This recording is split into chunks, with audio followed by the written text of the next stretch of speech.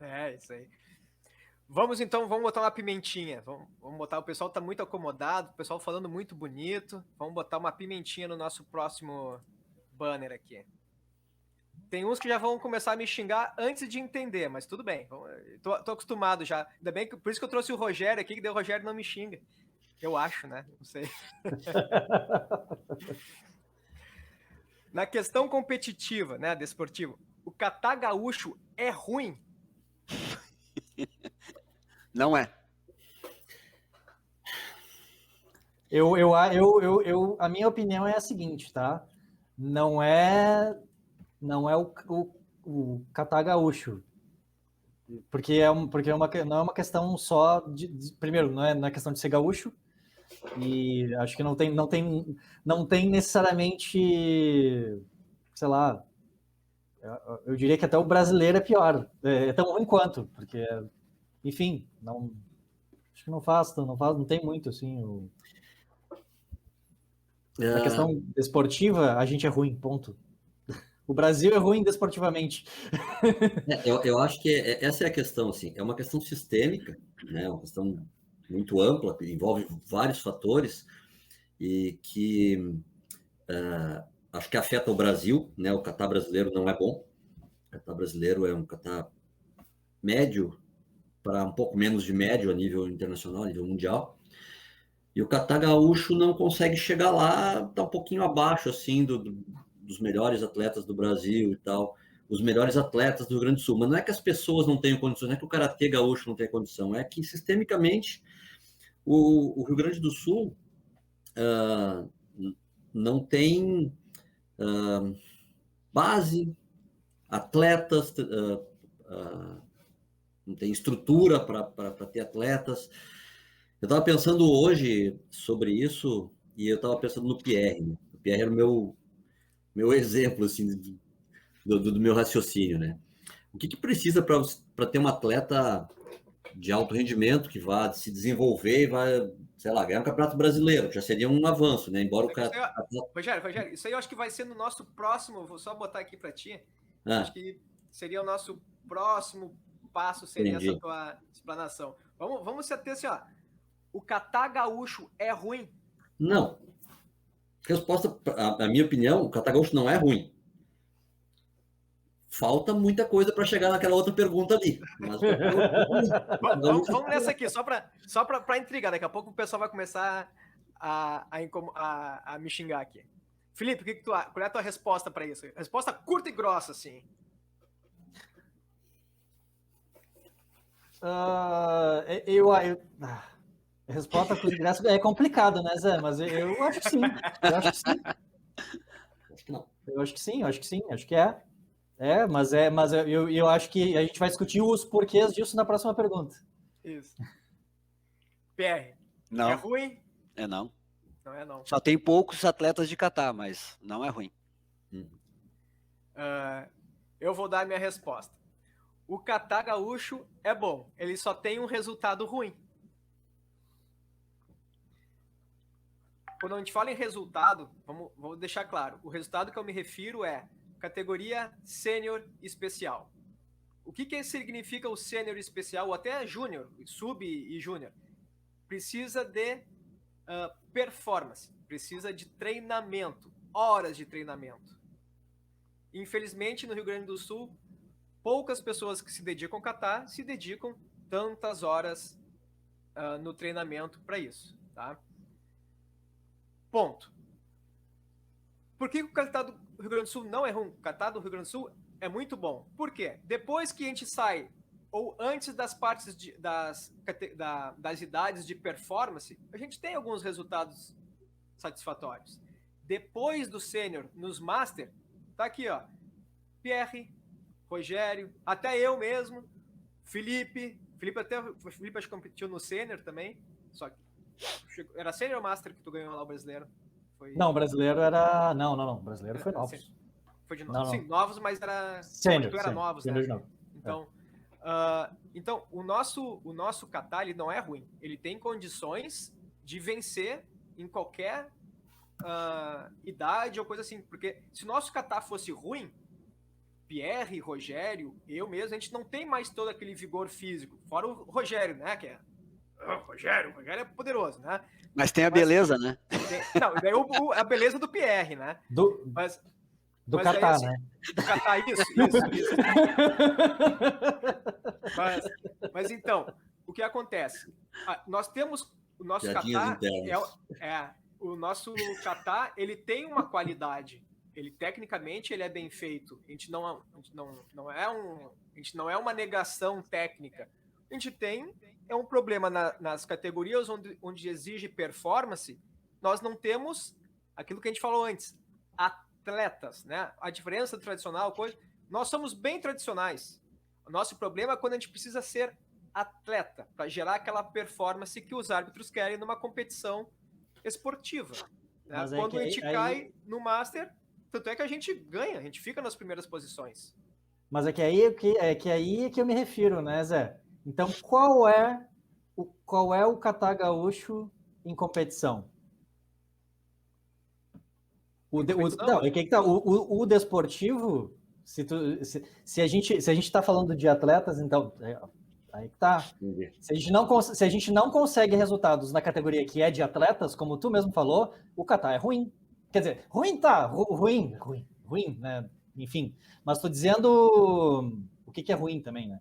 Mas estou dizendo que se a gente não está chegando lá, e assim, eu acho que o último melhor resultado que a gente teve na categoria especial foi do Léo, que eu me lembro?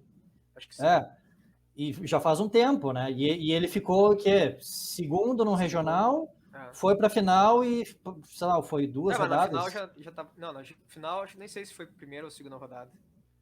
Isso. Enfim, o que eu tô querendo dizer é, se a categoria especial é a categoria que é esportiva, ou pelo menos de alto rendimento, então o kata da gaúcho, ele acaba não sendo bom, entendeu? Pode não estar entre os melhores, pode não estar entre os piores, talvez.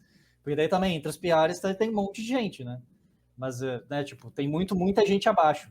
A questão é, enfim, a gente nunca fez essa conta para saber, estamos mais para cima, estamos mais para baixo. Acho que é muito relativo. E eu acho que tem muito, daí agora essa perguntinha aí, que é a gente falar um pouquinho dos porquês disso. Eu acho que não é por falta exatamente do que tu comentaste, não é por falta de ter base técnica, porque base técnica nós temos. Nós temos bons professores, nós temos bons atletas, bons, não, talvez não atletas, que não se especializaram em ser atletas, mas a gente tem bons professores, a gente tem bons professores com boa técnica. Então, o CCPR, para mim, é uma referência, com certeza, de técnica de karatê. O CC Rogério, já perdi para ele, inclusive, com muito prazer. Então, acho que é isso. A gente tem, talvez, o que precisa, mas a gente não tem os resultados, sabe? Só que na questão esportiva, geralmente o que conta são os resultados. Os resultados do Rio Grande do Sul não são tão bons.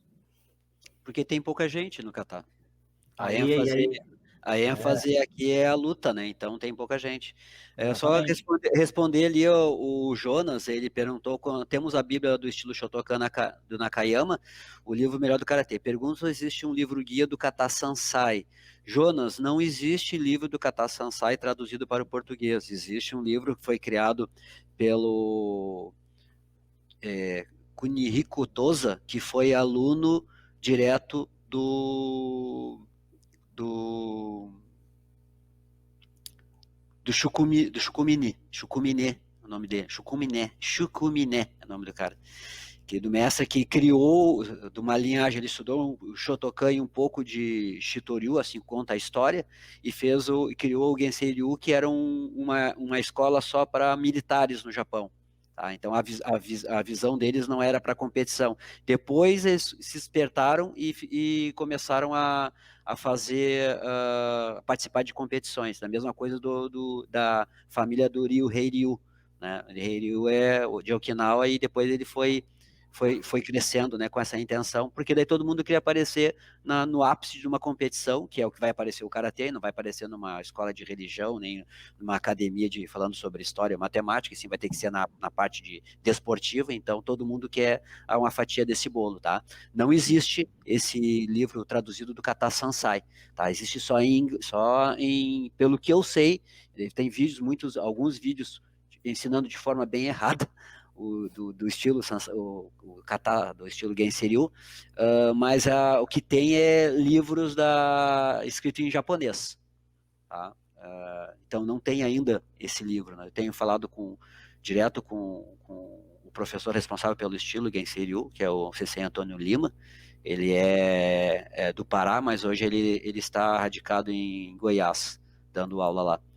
Então, por enquanto, aí não existe esse livro ainda, mas já é uma ideia para a gente poder fazer, tá? E daí não tem livro guia desse kata, não, tá? E o Ricardo fala ali também que no Rio Grande do Sul falta mais unidade, precisamos de mais união e incentivo entre nós mesmos. Isso é uma verdade. E tu tá vendo agora, né, Ricardo, que esse encontro hoje, né, com essas 4 pessoas, que a gente conseguiu, né, uma ideia a partir do Sensei José Maria, que eu parabenizo ele, parabéns por essa iniciativa, isso aí que a gente tem que fazer. Isso é muito importante. Então, estamos nos unindo de alguma forma. Rogério, vamos para o nosso assunto. Seguindo aqui para a parte do cenário nacional, né, que eu estava já puxando para isso antes, né? Isso. O que eu acho, assim, né, com relação a... como eu falei, existem muitos fatores, sistêmicos, assim, né, tem muita coisa para ser feito, né? Mas, como o próprio Felipe tinha falado antes, a qualidade dos professores, no conhecimento de karatê, tem no Rio Grande do Sul como tem nos outros estados, e mais do que em alguns estados, inclusive. O que falta não é isso. O que falta, por exemplo, vamos lá, dar alguns exemplos, né, do que pode estar faltando. Pessoas que tenham esse espírito de abnegação que um atleta precisa. Porque eu fui técnico da Seleção Gaúcha, fui atleta da Seleção Gaúcha, árbitro, passei por um monte de áreas aí, né, no Karatê do Rio Grande do Sul. E uma coisa que eu escutei muito, e eu escuto muito, mas se eu tivesse condições, eu faria. Se me pagassem o que o Douglas ganha para lutar karatê, eu também lutava. Sim, né? Mas ele nasceu assim. Já começou assim, ele era criança e tinha lá a Bolsa Atleta, ganhava dezenas de milhares de reais e podia fazer o que quisesse. Não, ele foi lá e ele abriu a picada, né? Ele entrou de facão no meio do mato e saiu abrindo e ele criou isso. Ele é o primeiro atleta profissional mesmo de karatê do Brasil, o cara que consegue viver de karatê e viver bem de karatê. Depois vieram alguns outros que também conseguem. Mas ele foi atrás. Falta no Rio Grande do Sul um pouco desse espírito, né? Tendo aqui com o professor Porchat, que ele me conta coisas do Douglas que eu fico assim, nossa, o cara realmente é diferenciado. É o atleta que eu falava antes, né? O cara que quer treinar muito, quer treinar. E esse é um outro fator. Eu verifico assim no Rio Grande do Sul, o pessoal o pessoal da luta gosta de lutar, gosta de repetir. A gente vê, por exemplo, treinamento de chai comitê, luta de competição. Aí o professor, o técnico, até mesmo um ajuntamento ali de atletas, alguém que lidera, propõe uma técnica, uma sequência, um ataque e se repete aquilo 20 vezes de cada lado, 30 vezes, se repete durante 10 minutos, se aperfeiçoa aquela técnica várias vezes, depois faz pequenas modificações, faz de novo. Aí pega o kata. Quantos atletas de kata do Rio Grande do Sul pegam uma sequência de 2 ou 3 movimentos de kata e repete 50 vezes num treino para conseguir levar aquilo até um nível excelente e faz isso de novo no próximo treino e de novo no próximo treino? Sabe o que o pessoal gosta de fazer? Kata. pessoal adora fazer kata. E de preferência aprender um novo. Isso é... Aprender um kata novo é uma coisa incrível. Mas eu vejo muita gente que aprende um monte de kata novo e eu só preciso ver o Ryan Shodan para saber que o cara não sabe fazer nenhum kata. Né? Então, eu repito isso, tem um colega aqui de treino, o Fabrício Menegon, que está aqui botou alguns comentários aqui, ele me escuta falar bastante sobre isso, né? Que a gente não tem que saber um monte de kata, a gente tem que saber fazer um kata bem. A hora que tu souber fazer um kata muito bem, os outros vêm ao natural. Aí os outros, aí tu vai, aprende, adapta. O problema é que o pessoal não chegou nem a aprender o primeiro e acha que pode fazer vários. No Rio Grande do Sul, vejo muito professor, por exemplo, que adora ensinar kata superior para criança. Mas a criança não aprendeu o Ryan Shodan ainda direito, não sabe fazer uma base, como é que vai ensinar o kata superior? Eu vejo campeonato, eu falo isso para a Bárbara aqui direto, né? Para ela. Como tem professor que adora ensinar o jite, que é um kata pequeno e fácil de decorar, para a criança fazer em competição, porque é um kata superior. Bom, já dá para ver que o professor não entende de karatê. Porque o jite é um dos katas mais difíceis do Shotokan. É um kata extremamente complexo. Então, assim, tem que ter esse conhecimento, sabe? Tem que ir do começo, da base, fazer muito Kihon, muito Kyuna. Muito entender como é que o chute é quando ele pega de verdade. Tá? Então, isso tudo falta no Rio Grande do Sul.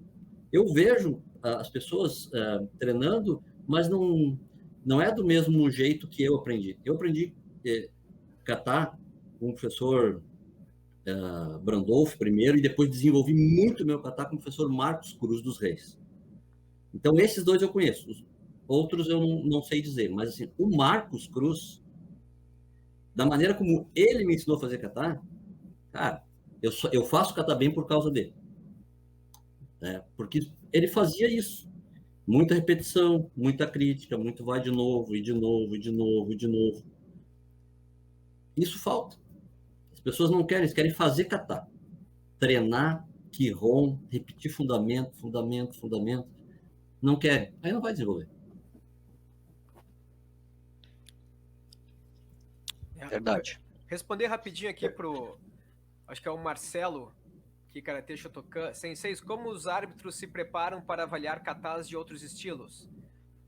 Olha, eu quando coordenava a parte de arbitragem, o que a gente fazia? A gente trazia professores de outros estilos e treinava Kihon com eles para saber as diferenças, né, do Kihon de cada estilo, e treinava kata com eles. Era a melhor maneira que a gente tinha na época que não era tanto acesso à internet, coisa assim. A gente se juntava mesmo, trazia, eu lembro dos gachucos, né? Trazia ou era o Sensei Arthur, ou era o Temar lá no Goju, ou o professor Hélio. Daí tinha o Denis no Shitoryu, daí de vez em quando no Shotokan, ou era o Pierre, o Rogério, o Marcos, daí cada um revezava. O Marcos também pegava Vadô, e assim a gente fazia na época, até que era obrigatório Shitei Kata, né, dos 4 estilos, né, porque a gente treinava isso. Então é treinando, Marcelo, acho que é Marcelo o nome dele. E estudando. É isso aí. Se Deus quiser, retornaríamos nesses gachucos aí, né? Se tudo der certo, né? A gente tem que começar a movimentar isso, né? A gente tem que conhecer os outros estilos. Né? Essa é uma coisa que eu estava... Que essa pergunta do Marcelo suscitou na resposta do Zé uma reflexão minha aqui, né? Essa também é uma outra coisa interessante de pensar, né? Eu fiquei pensando, como é que eu faço para ser árbitro de kata? O que eu faço? Eu estudo muito outros estilos, né? Faço kata de outros estilos e procuro, faço curso.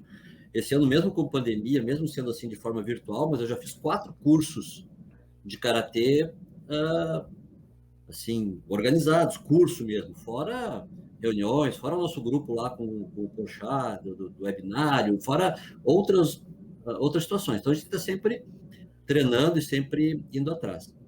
E aí, o Rio Grande do Sul também, vamos lá, outro probleminha do Rio Grande do Sul, né? Fica na ponta do Brasil. E o gaúcho, e vou falar, não é só porque eu estou morando em Santa Catarina, não, que eu vou falar mal de gaúcho, porque eu sou gaúcho, não adianta, mesmo sendo morando em Santa Catarina, eu continuo sendo gaúcho, né? gaúcho é o povo mais arrogante do Brasil, sem a menor sombra de dúvida. E o gaúcho se acha, e acha que não precisa do resto. E esse é um problema muito sério, porque ninguém se basta. Ninguém se basta. Não é que o gaúcho não se basta. Ninguém se basta, só que o gaúcho acha que se basta. Essa é a diferença. E a gente tem pouquíssimo intercâmbio. Eu vejo professores... eu tive uma conversa recentemente com um professor que quer fazer exame de DAN. Eu fiquei analisando, porque eu conheço e sei que da última vez que ele fez um exame de DAN até hoje, ele não fez nenhum curso. Nenhum. O que faz esse professor ter se desenvolvido de um DAN para outro nesse tempo? Né? Principalmente em DAN. Né? Quando é criança, quando tu é ali, tá nos quilos, o teu professor muitas vezes te basta. Mas quando tu é DAN, o teu professor já não é mais suficiente. Tu precisa ir atrás de mais conhecimento. Nenhum professor é suficiente quando a gente é faixa preta. A gente tem que ampliar, fazer curso, aumentar conhecimento. Mas o cara, se a pessoa acha, não, mas para mim tá bom, eu já sei tudo. E esse é um problema sério. Eu vejo muita gente parada no tempo, pouco intercâmbio, né? Aproveitam poucas as oportunidades. Quantas oportunidades agora durante a pandemia houveram de cursos, de aulas gratuitas pela internet? Nossa, o professor Antônio, que o Pierre falou antes ali do Genseriu, se dispondo, dando aula gratuita na internet. Aí a gente olha ali, o Pierre me convidou, um monte de gente, aí eu olho ali, quantas pessoas tem assistindo? Aí tem ali 12. Cara, o cara é o líder da Genseriu para América do Sul, América Latina, sei lá o quê. América do Sul. O cara é uma aula aberta na internet, de graça. Quem quiser assistir, pode. E tem 12 pessoas assistindo. Todas as aulas que eu puder fazer gratuitas, eu vou. O cara aprendeu lá no Japão, o kata que o cara aprendeu lá no Japão com o aluno direto do criador do estilo. Como se ele tivesse... E viveu lá com o cara 17 anos, cara. Como se a gente fosse passar a vida com o Nakayama, digamos assim. Como é que tu não vai ter um... Mas é questão cultural, meu caro Rogério. Porque a gente tem, além de ser esse aspecto assim, bairrista, que a gente, como tu falou, que a gente se acha, a gente se basta, né? A gente tem outra coisa, a gente tem uma timidez, que é uma inerente a todo mundo, mas eu acho que aqui a gente tem mais esse aspecto mais tímido e esse orgulho que faz com que, até para o aspecto histórico, das supostas revoluções que houveram, né? Que revolução é tirar algo de algum lugar. Né? Então, como não mudou nada, eu acredito que nem a Revolução Farroupilha seria o nome, mas seria o nome de Revolução, né? Mas não vamos falar nisso aí, porque é para dar problema. Acho que é Guerra dos Farrapos. Né? Então, essa questão cultural que a gente tinha que trabalhar uma outra virtude, né? O povo que não tem virtude acaba sendo escravo, que a gente soubesse ser humilde, que humildade não é sinônimo de fraqueza. A gente confunde humildade com humilhação. Humilde é aquele cara que não sabe e vai buscar, cara. E como tu falou, o cara que tem o Dan, é tipo assim, ele foi alfabetizado por alguém, que a gente chama esse alguém de sensei, que quer dizer só professor. Os caras endeuam sensei. Não, sensei é um professor. Ele te ensinou a ler. Olha, A, B, C. Agora tu acolhera as letras aí. Que é quando é faixa preta, agora tu já sabe ler, né? Sabe? Agora tu pega o livro e vai ler. E o entendimento é teu, que agora tu já tá pronto para sair caminhando. Acho que falta isso, né? E é isso aí que é um dos nossos objetivos, acredito, de nós quatro e dos outros professores, os outros senseis que estão vindo, né, para o século XXI, fazer isso, né? Fazer essa grande mudança, né? Essa mudança que tu falou aí, Rogério, que é necessário. Só trazendo um pouquinho mais para a pergunta, né, que o Zé botou aí, eu acho que sim, acho que esse espírito vou chamar, né, espírito empreendedor, vamos dizer assim, né, essa vontade, essa gana, acho que ela é importante, tá? Mas eu também acho que não é só disso que se consegue melhorar, e aqui a gente está falando de esporte, né, de forma geral. Não é só com isso que a gente consegue. Não. E também não é só. E beleza, o CC Rogério trouxe o exemplo do Douglas, que é o exemplo, né? O exemplo de atleta que foi lá, conseguiu e chegou. Mas se a gente não facilita de alguma forma, ou pelo menos o acesso, ou os meios para que se consigam mais atletas, a gente não tem como ficar esperando mais Douglas, né? Eu acho que a gente tem que ter um pouco de tudo. Eu acho que talvez Rogério, um dos teus vários pontos, né? Porque tu falou que é uma questão sistêmica e né? Eu acho que um deles é isso. Precisa de algum tipo de incentivo, e aqui não é uma questão exclusiva do karatê, é uma questão exclusiva do esporte brasileiro, né? A gente é o país do futebol, né? Só que eu gosto daquela que o esporte nacional não é o futebol, né? É o vôlei, porque futebol não é esporte, é paixão, é religião, não tem nada a ver com esporte mais. E, enfim, rola muita grana, enfim, os sonhos das crianças são ser jogadores de futebol, né? Por quê? Porque no fim, tu tem lá o resultado financeiro te dando de volta, e tu não vê esse mesmo resultado em outros esportes. E aqui eu até abro mais ainda, que eu já estou abrindo para outras coisas, né? Tá relacionado a quase qualquer coisa na tua vida, né? É tipo, carreiras que tu não segue, porque tu não vai conseguir se sustentar na tua vida se tu seguir aquela carreira, dependendo. E tu acaba, enfim, por impossibilidades, sei lá, fazendo outra coisa que tu não vai ser tão feliz na tua vida, mas tu faz. Por quê? Porque é necessário, porque é o que tu precisa, né? E eu acho que no esporte tem muito disso, né? Não se segue a carreira esportiva, porque a carreira esportiva, obviamente, ela exige todo esse controle, né? E essa disciplina, mas mesmo que tu ainda tenha o controle, a disciplina, blá, blá, blá, blá, a chance de tu chegar lá é muito pequena, né? E em outros esportes já não é, por exemplo, hoje em dia, ainda bem, né? Tem outros esportes que já conseguem, né? O próprio vôlei que eu comentei, né? A gente tem vôlei, basquete, enfim, que tu consegue, se tu for bom, se tu for evoluindo, tu consegue chegar lá, né? Agora, karatê, que é um esporte que, enfim, não é tão difundido, artes marciais de forma geral, agora a gente tem o UFC, o MMA, enfim, que talvez esteja puxando um pouco mais para as artes marciais como um todo, acabam trazendo um pouco isso para cá também. Mas se não houver, enfim, sei lá, uma política pública ou um entendimento das federações, das confederações, enfim, de que é preciso incentivar mais pessoas a praticar e facilitar com que ocorram essas competições, e daí tu tenha resultados, enfim, eu acho que não tem como se ter destaque em cenário nacional, entendeu? E daí aquilo, qual é a prioridade? A prioridade são as de sempre, né? E acho que se a gente está falando em governo, né? Acho que é um pouco isso.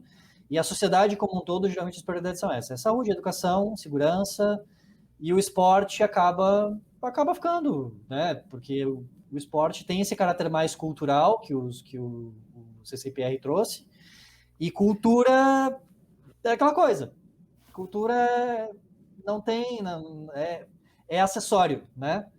E a gente sabe que não necessariamente porque é a cultura que faz o povo, né? Sim. Mas enfim, então, sei lá, enfim, eu falei um monte de coisa, mas acho que todas elas, Felipe, todas elas e mais as que foram faladas antes são motivos. E tem mais outros ainda além desses. Sim. Na verdade, como eu falei, é sistêmico, são muitas coisas. Eu tive a sorte de, ao vir morar aqui em Santa Catarina, conhecer como é que funciona aqui em Santa Catarina a questão do esporte.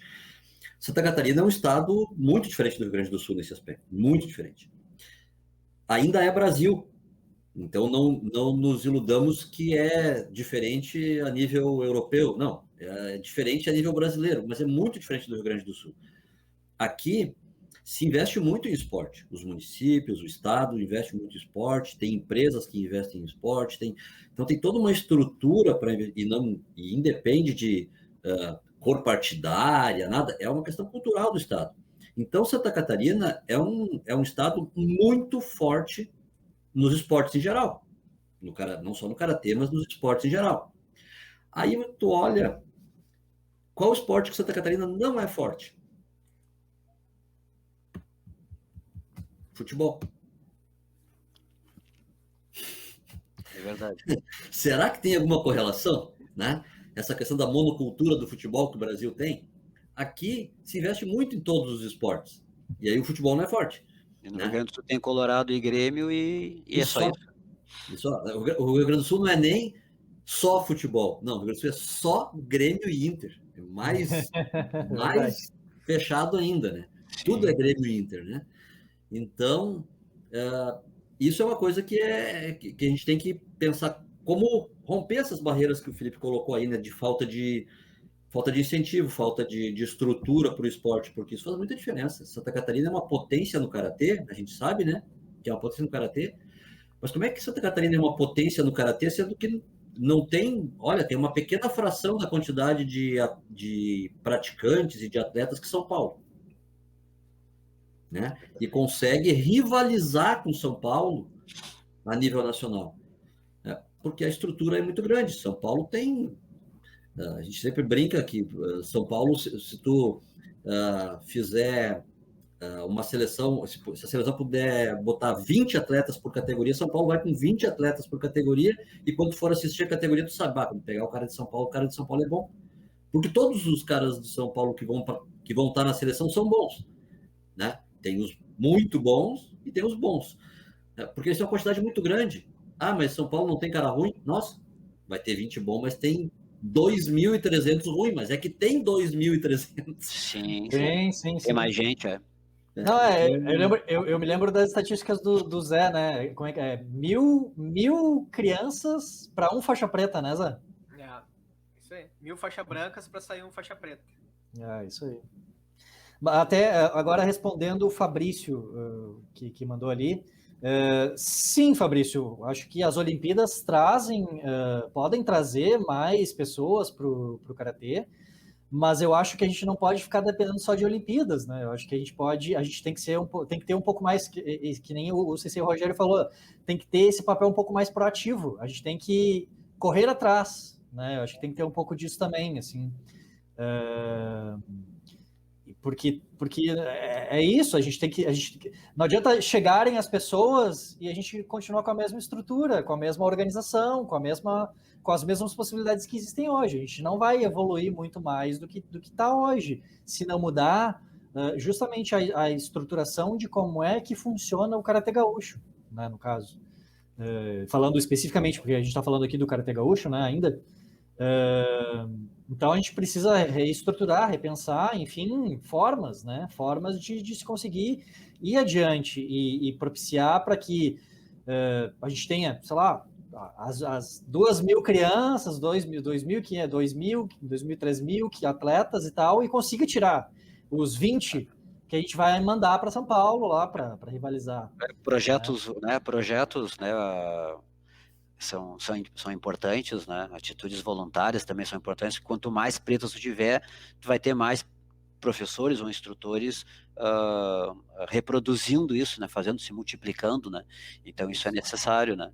E fazendo o que se gosta, né? O Michael Souza, ele falou, nas competições atuais, atletas executam muitos kata's de outros estilos que não o dele. Essa é a tendência, a busca está mais direcionada a kata mais performáticos do que o próprio estilo. Aí vai depender, né? Tudo é motivacional, né? É essa questão, falando de motivação, né? Tá, a pessoa que está motivada, ela vai atrás, né? De algum jeito ela vai procurar motivação para poder atingir seu objetivo, né? Vide aí o herói, né, Douglas Broso, né? Que motivação ele utilizou para chegar até lá, né? Só não entrou, não sei por quê, né? Mas tudo que ele fez, né, era para ter, né, entrado, né?